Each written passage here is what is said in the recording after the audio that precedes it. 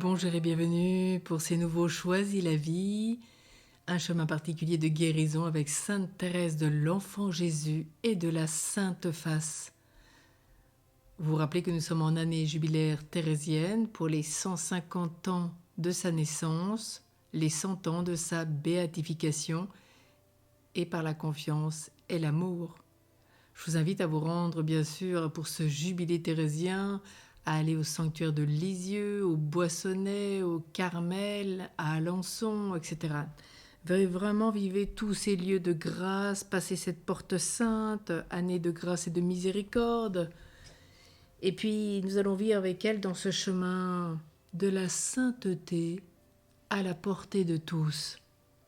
Car guérir en théologie veut dire se convertir, et se convertir, c'est en vue de la sainteté. C'est ce que nous allons essayer de vivre avec elle, pas à pas.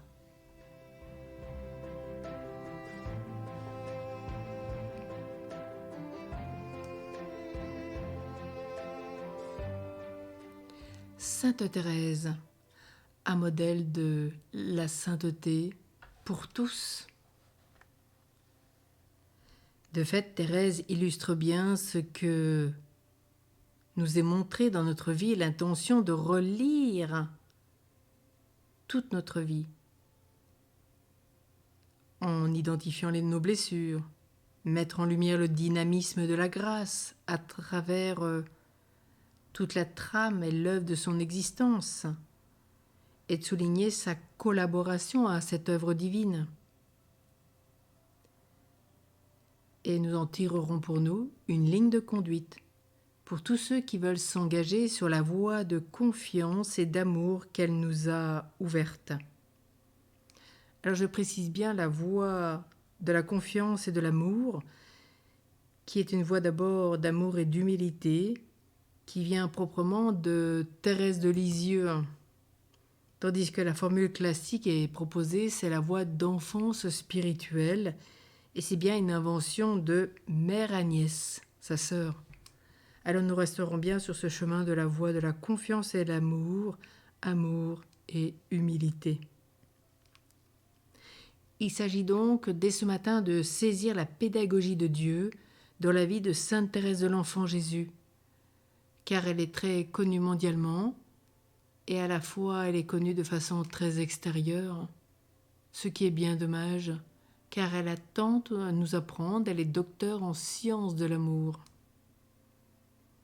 Et nous allons y rechercher donc ce modèle de sanctification pour notre vie, la sainteté pour tous et à la portée de tous. Thérèse est un signe des temps. Pidis la considérait comme la plus grande théologienne du XXe siècle et le peuple chrétien, avant même le 19 octobre 1997, attendait avec impatience qu'elle soit proclamée docteur de l'Église.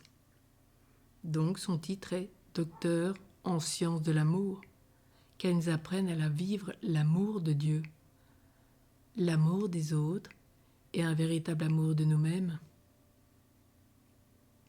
Après un siècle de réflexion sur la vie et les pensées de Sainte Thérèse, nous n'avons pas encore épuisé tout le trésor de son enseignement, malgré tous les théologiens que nous avons sur la terre. Il comporte des richesses inestimables pour la guérison intérieure, pour nous aider à cheminer dans notre accompagnement spirituel. Alors le chemin de Thérèse, il est simple, car elle va toujours à l'essentiel. Elle le dit elle-même. Je n'aime que la simplicité et j'ai horreur de la feintise.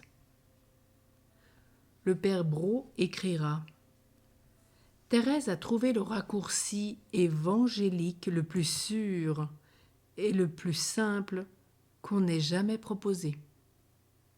Sa vie donc nous est donnée comme un livre ouvert afin que nous apprenions à utiliser notre faiblesse elle-même comme moyen de sanctification. » Et c'est vraiment ce qu'elle va nous apprendre. C'est bien le père Marie-Eugène de l'Enfant Jésus, fondateur de l'Institut Notre-Dame de Vie, qui nous dit « Nous nous arrêterons bien souvent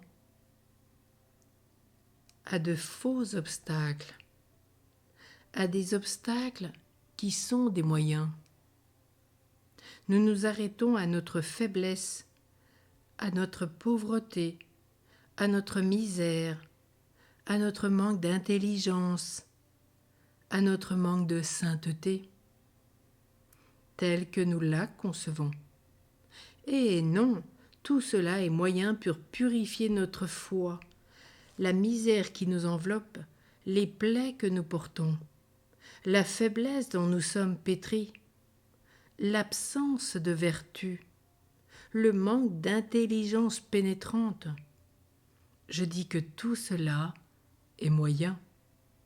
La foi doit se dresser en quelque sorte sur toute cette pauvreté.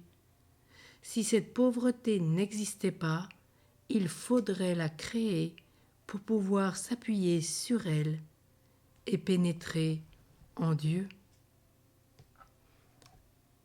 Alors dans cette première étape, avec Thérèse, demandons cette grâce particulière de trouver le raccourci évangélique le plus sûr, le plus simple, la simplicité, aller à l'essentiel,